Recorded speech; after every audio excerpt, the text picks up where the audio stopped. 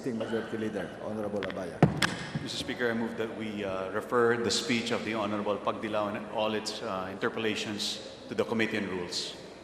Any objection? There being none, motion is approved. The speech of the Honorable Magdalo as well as the interpellation are referred to the Committee on Rules.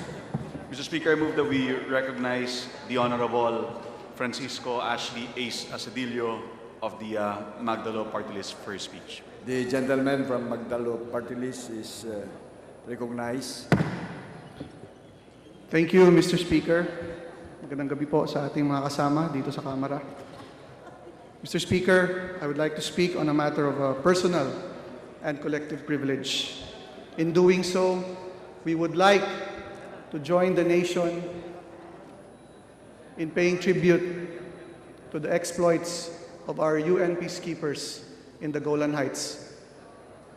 Kakatapos lang po ng ating debacle doon nitong linggo. And marami po sa atin nag-iisip dito, ano ba talaga ang nangyari doon? Mr. Speaker, this representation would like to inform our members, at least try to inform them kung anong nangyari as best as I can. But before that, let me first inform everyone what tradition our UN peacekeepers was trying to uphold. During the Korean War, the Philippines was one of the first nations to heed the UN's call to defend South Korea from a communist invasion. And this was open warfare that started viciously in June 25, 1950. Ang Pangulo noon ay si Elpidio Quirino nagsalita bago niya po pinadala ang Philippine Expeditionary Force to Korea o ang PEFTO contingent sa gyerang ito. At ang sabi niya, "What you will do will prove to all the world that this republic and all of you who are part of it have the will and the power to survive and to make our own lives as we want them to be and to keep them that way." The PEFTOC, which arrived in the Korean Peninsula sometime in August 1950, a few months after the start of hostilities, was the fourth largest force among the 16-nation coalition under the UN command in defending South Korea against the Communist Democratic People's Republic of Korea, or now we call North Korea, and limit the mission that ensures that there are limitations observed by the two countries, as provided for in a 1974 agreement on disengagement.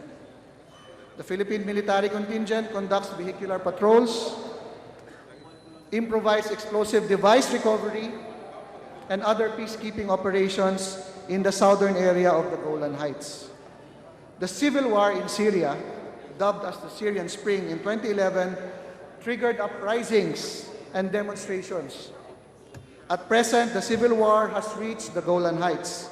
The rebel groups have closed in at the border areas within the area of separation, as well as in the area of limitation. The crisis in Syria is getting more complicated and is apparently becoming worse.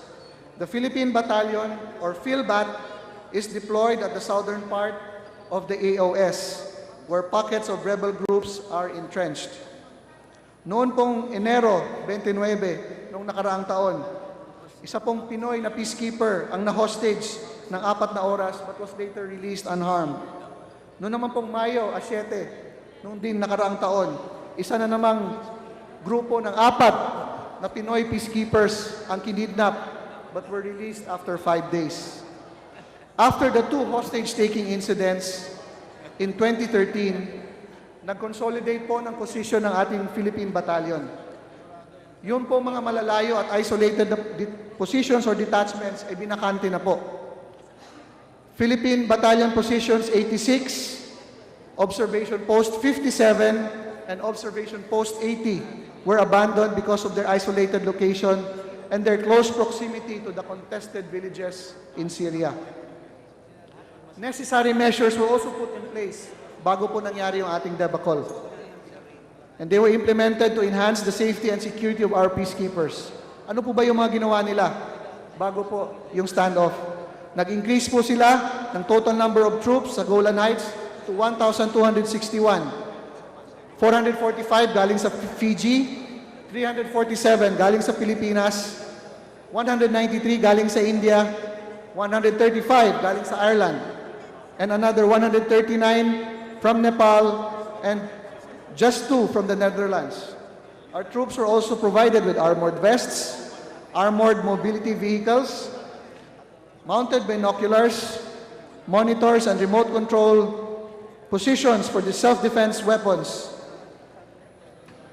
They were also issued individual firearms such as the M4 rifle, the M14 rifle, M653 grenade launcher, M60 machine gun, K3 light machine gun, and 45 caliber pistols. Pero sa mga lahat po ng binanggit ko, lahat po ito ay makaklasify na light weapons lamang.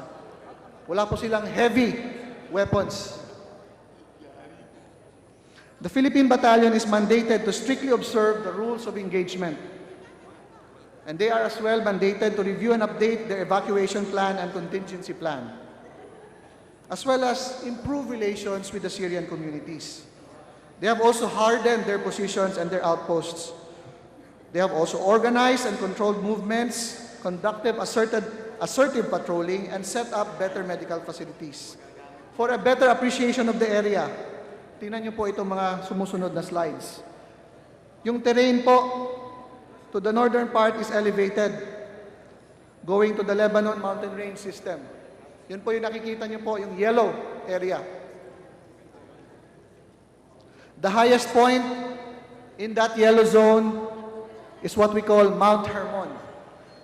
It rises 2,814 meters on the Lebanese border.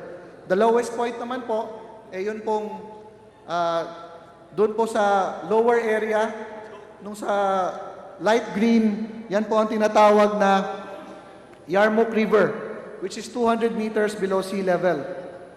Yung separation zone po, yun pong the entire green shaded area, at its narrowest is only 0.5 or half a kilometer long.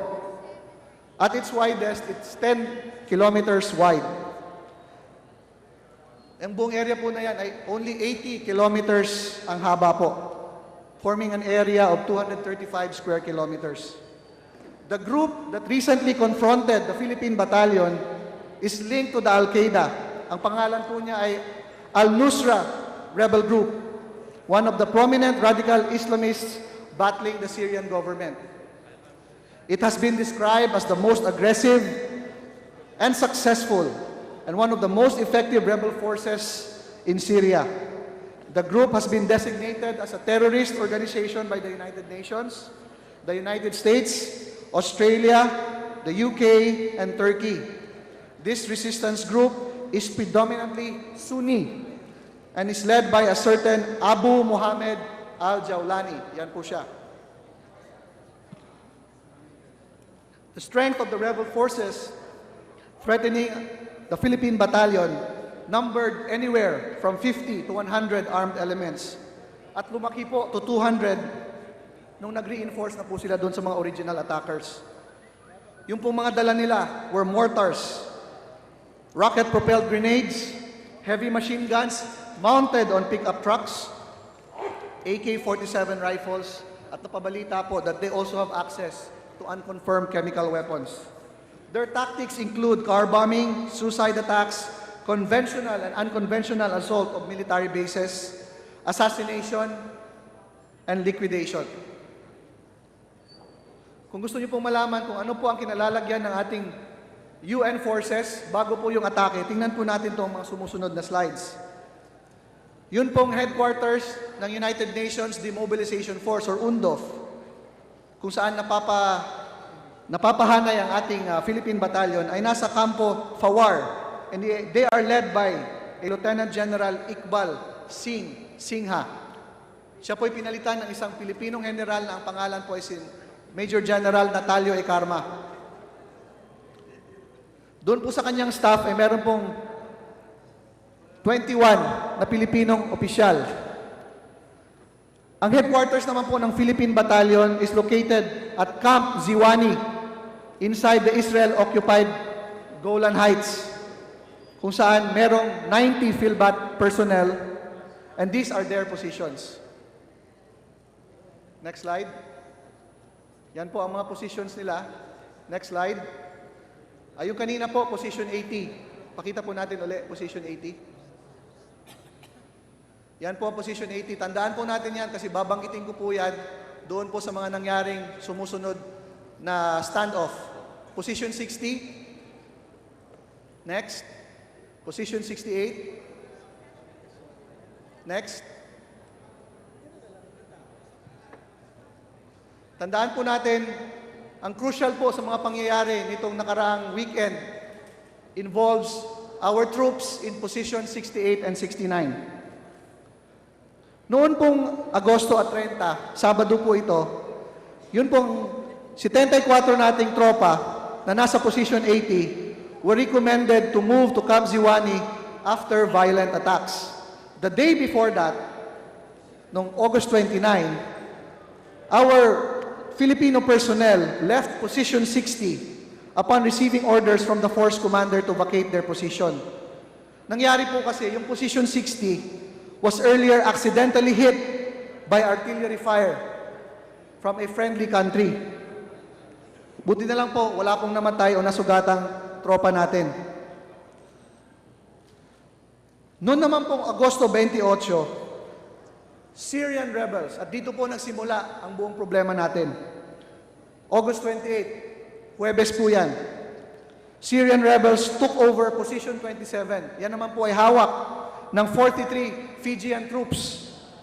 And they were taken hostage. Yung pong 43 hostages, nagdala po ng 2 Fiji hostages ang mga Syrian rebels at pumunta po sila sa position 68 ng mga Pilipino, demanding that the Philippine Battalion surrender their firearms. Kalahati po ng Syrian rebels pumunta naman po sa position 69 at kinausap din po ang mga Pilipino doon, making the same demand. Needless to say, and I fully expected this from our troops, the Filipinos at position 68 and 69 held their ground, resulting to a standoff. Nung Sabado na, around 6:45 a.m. Syrian time, mga alas 11 po ng umaga yan dito sa Pilipinas, a Philippine force recon group composed of 1 officer and 29 enlisted personnel on board armored personnel vehicles moved from position 80 towards position 69 para po i-rescue yung ating 35 Filipino peacekeepers. They were fired upon by the Syrian rebels but safely reached position 69 and succeeded in rescuing our Filipino troops without any casualty. On that same day, on the break of dawn, while negotiations with the rebel forces responsible for hostage the Fijians were ongoing, another group of Syrian rebels attacked our remaining position, yung position 68, and attempted to enter the gate utilizing 3 pickup trucks mounted with 14.5mm anti-aircraft guns, as shown. Yan po, kaya po diyang mag-shoot down ng mga aeroplano. This action ran contrary to the previous assurance to the commander of the Philippine Battalion that the Philippine contingent will not be attacked by the rebel forces. The Filipino peacekeepers in position 68 were forced to fight back and defend themselves as provided for in the United Nations Rules of Engagement. Meanwhile, a nearby friendly armed forces delivered indirect fire as per our request. Imagine niyo po, humihingi po tayo ng tira ng kanyon, doon lang po malapit sa atin, just so we could fend off the attack. Ganun po katapang ang ating mga sundalo.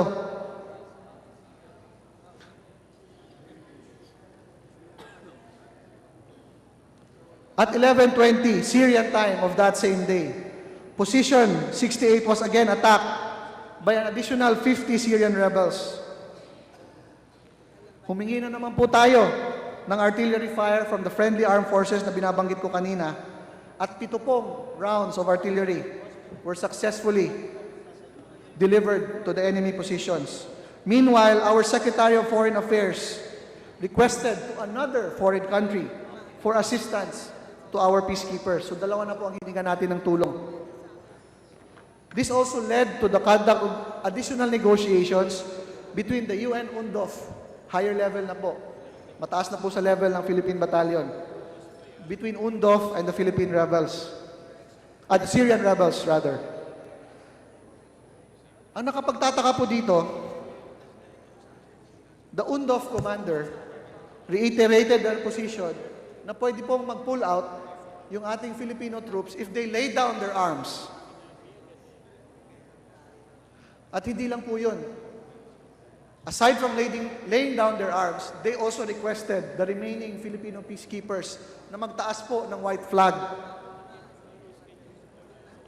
Pero nakapagtataka po dito, hindi po ba naisip ng UNDOF commander, may nabihag na pong 43 Fiji peacekeepers pagkatapos po nilang mag-surrender ng armas nila. Yet, he gave the same order to the Philippine battalion. Alam niyo po, and true to their mandate, because sila naman po ay mandated to defend themselves, the Filipino peacekeepers continued to hold on to their positions and to hold on to their arms as well. And what they did, with the help of the third in command ng UNDOF, ang third in command po, below the Indian general is a Filipino colonel. Together with the battalion commander, they came up with an extrication plan closely coordinated with the 2 friendly nations para po magbigay po sila ng suporta. Ang napag-agrihan po is isang extrication plan by foot. Maglalakad po sila galing po sa position 68 going to the friendly territory just behind them. Pero ilang kilometro pa po ang layo. It was agreed that the 2 friendly countries would provide artillery fire, a standby helicopter, armored vehicles, an ambulance, and additional covering fire if necessary. As well as, bubuksan din po nila yung fence. Kasi po yung tatakbuhan po natin na friendly territory, meron pong mataas na bakod. Kaya nung Sabado, alas 11 ng gabi, alas 4 po ng madaling araw ng linggo dito sa Pilipinas, binigyan na po ng instruction yung mga Pilipino sa position 68 na mag-extricate. At exactly 12:03 a.m. Syrian time, the Filipino peacekeepers commenced with their foot movement to friendly territory. Mga 1 oras at 2 minuto pagkatapos po ng pag-jump off nila, ang unang-unang Filipino peacekeeper crossed into the fence, into friendly territory. It took another 36 minutes for the entire Filipino contingent to cross into friendly territory. The whole movement took 1 hour and 38 minutes. The 40 peacekeepers, composed of 2 officers and 38 enlisted personnel, were now safe in friendly controlled territory. Mga kasama, ang Pilipinas po ay meron na pong napakahabang kasaysayan ng peacekeeping operations. That we can all be proud of. We have ably fulfilled our peacekeeping commitment to the United Nations despite limited personnel and even while addressing our internal security concerns. These efforts are widely acknowledged by the United Nations in general and by the countries that we have contributed in the preservation of their peace in particular. Time and again, the safety and security of our peacekeeping troops were threatened. Hindi lang po sa Golan Heights, kundi sa mga ibang lugar po. Many of our troops suffered injuries and some even sacrificed their lives. Take the case of Sergeant Janice Arocena of the Philippine Air Force, who died during the earthquake in Haiti while serving as a peacekeeper. Just recently, Sergeant Bolivar and Corporal Dicen were injured when the UN vehicle they were aboard were hit by an artillery shell. And just imagine po kung ano mang nangyari, kung nabihag po yung mga Golan Heights peacekeepers natin. Di po ba, hindi lang ho sila mabibihag, maaaring sila din po pugutan ng ulo, gaya ng mga nangyari sa ibang bihag ng mga rebelde doon. At the time po that they decided to extricate, they were down to half of their ammunition. Mauubusan na po sila ng bala. So that was one of the reasons also that's why they were forced to vacate their position in position 68. Marami pa pong untold stories ng sakripisyo, ng pagpapasakit, at ng kabayanihan ng ating mga Filipino peacekeepers. It is high time that we give them tribute and accord them with the honor that they truly deserve. Mr. Speaker, this representation, along with others in this August chamber, have acted as such and have filed a resolution calling for a tribute of our Filipino peacekeepers in the Golan Heights. Bago po ako magtapos, meron pong maikling postscript ang kwentong ito. Alam niyo po ba yung third in command, yung pong chief of staff na colonel na binabanggit ko kanina, siya po'y napag-initan ng kanyang UNDOF commander.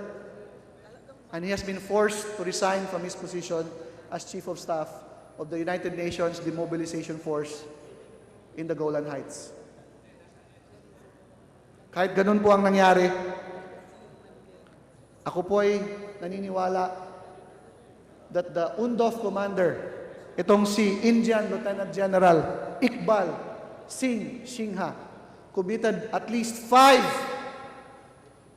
acts violating his mandate as head of a UN contingent.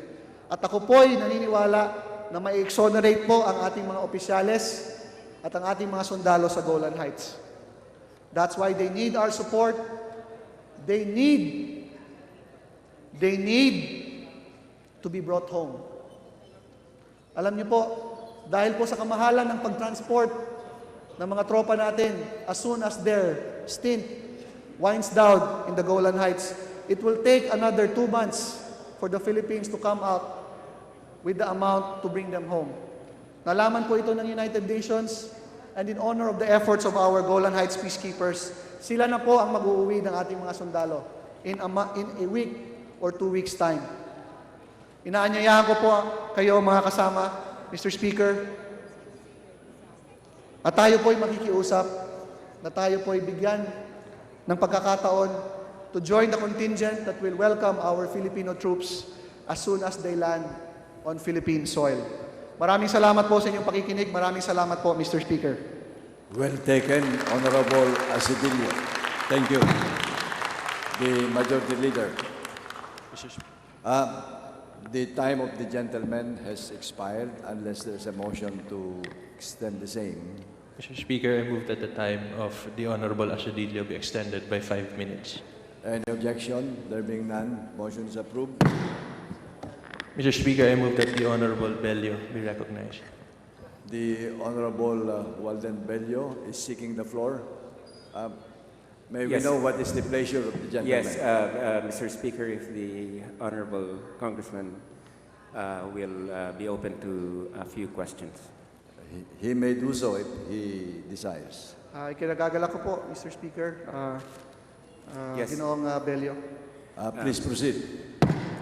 Yes, Mr. Speaker, dear colleague, first of all, congratulations on a very fine speech, and we also would like to join you in the resolution that praises the fine performance of our troops in the Golan Heights. I think this is really a remarkable feat of courage and honor. Salamat po, Mr. Speaker, Representative Bello. First of all, let me just also say that I think it's not only the honor of the Philippine troops, but also the honor of the UN that was salvaged by our Philippine troops. alam ho nyo yung image of the UN peacekeepers that has marked the last 20 years was the surrender of the Dutch troops in Srebrenica in Bosnia-Herzegovina, where they surrendered their arms instead of protecting the Muslim population from being exterminated by the Serbian forces.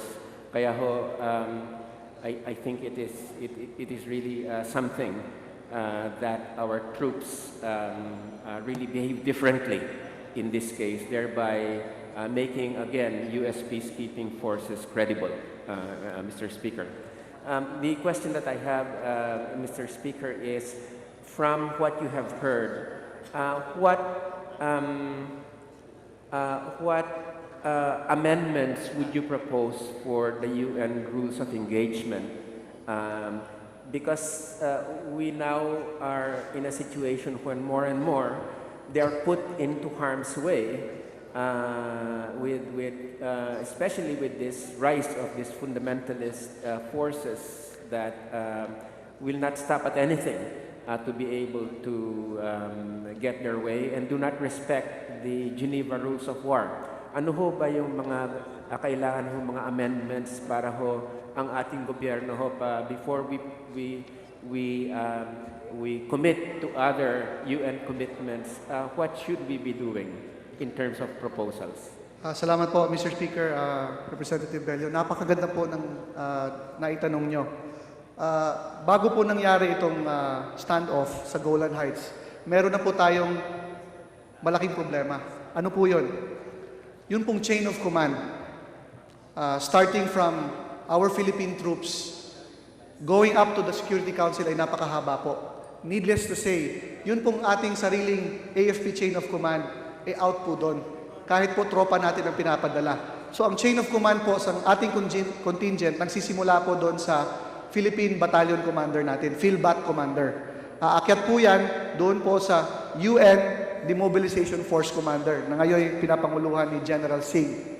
Bago po tayo makapagbigay ng input o kahit anumang request na may kinalaman po ang ating tropa, i-course through po muna yan sa UN Security Council. Between the UNDOF Commander and the UN Security Council, nandyan po ang Deputy Secretary General for Peacekeeping Operations. Pero siya po ay aminado na wala siyang magagawa. Dahil po, anuman ang i-request natin sa UNDOF, ay pagdidesisyonan pa po ng UN Security Council na currently pinapangunahan po ng UK. No, ano po yung problema dito? As rightly pointed out by Congressman Bello, kailangan po nating tingnan po ito kasi kagaya po as demonstrated by this incident, we were not able to immediately give relevant input to our troops. Kagaya po dito, ang mandate po ng UN peacekeepers is to uphold the UN mandate, protect the area which they are assigned to protect, as well as to protect themselves. E nakita nyo naman po, nabihag na po ang mga Fiji peacekeepers. Tapos, ang UNDOF commander, uutusan yung mga sundalo natin para sumuko at magbigay ng armas. E di bibihagin din po sila. At that point po, alam na po ng ating AFP leadership yung nangyayari. And they wanted to course through a request for the UNDOF commander to reconsider his instruction. Unfortunately po, sa haba po ng chain of command na yan, hindi po na consider properly ng UNDOF commander. As a matter of fact, he reiterated his command. Isa lang po yan. Pangalawa pong punto na dapat nating tingnan, dahil tayo po desidido pa naman na magpadala ng UN peacekeepers. Tingnan din po natin yung force protection and deployment. Kasi po sa nakita po natin dito, nabanggit ko po kanina, marami pong isolated posts. Doon po sa entire 80-kilometer expanse ng area of separation. Marami po doon outpost na ilang sundalo lang, less than a dozen soldiers, less than 10 ang nagmamanman. Hindi po ba nila kinoconsider, gaya po na sinabi ni Congressman Bello, na meron na pong Syrian rebels Ang sitwasyon po sa Golan Heights, nung nagsimula po ang ating deployment, na kung saan meron pong tenuous peace between Syria and Israel, nagbago na po. Yun pong dating nagbo-boxing na Syria at Israel, na tumigil na sa kakaboxing, meron pong isang sanggano na pumasok na may dalang kutsilyo na gusto pong saksakin yung nagre-referee sa boxing. Yan po ang madidescribe natin sa situation.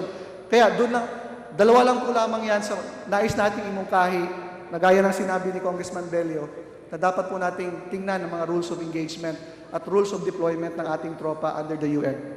Mr. Speaker. Isa na lang hong tanong, Congressman Ace. Yun hong question of armaments, no? Kasi napaka-light ho yung arms nila, no? Hindi ho ba in negotiations with the UN, they need more heavy arms in order to be able to repel forces that are now very heavily armed, no? Do you think that this would also be one of the recommendations we can make from here on, that at least in certain areas of heavy warfare, kailangan ho talaga ng, I would imagine that we really need heavy weaponry, not just to fulfill our peacekeeping missions, but to protect our own troops. I would like to laud the distinguished gentleman for his deep appreciation